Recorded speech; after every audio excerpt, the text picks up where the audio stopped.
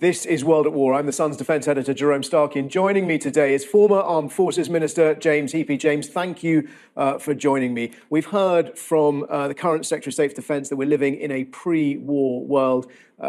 Are you concerned the world order as we know it is about to be overturned, or is at risk of being overturned? Yes, I think that China, Russia, Iran, to a lesser degree North Korea, because they don't act so overtly on the sort of global stage, but China, Russia, Iran definitely make a very overt challenge to the current rules-based international system. They believe it to be a system that was crafted in the Western interest and that needs to be overturned. And they try to rally a whole load of powers that traditionally are kind of non-aligned and consider themselves to be the kind of rising powers in the world to sort of rally in behind them and say, we're going to turn this over.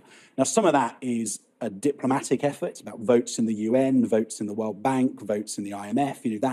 That's one thing. And that competition does require the UK, the US, France, Australia, New Zealand, Canada, the EU to be competing politically, economically, through trade all the time. But it's also a military challenge.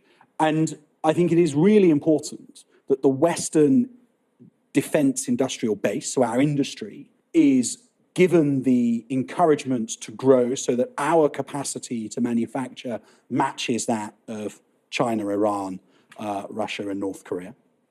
I think that from that comes a hard power deterrent that says to those countries, we will compete with them on politics and economics, we'll compete with them on trade, we'll compete with them over how the international order should be governed, but we've also got the hard power ready to stand up to them.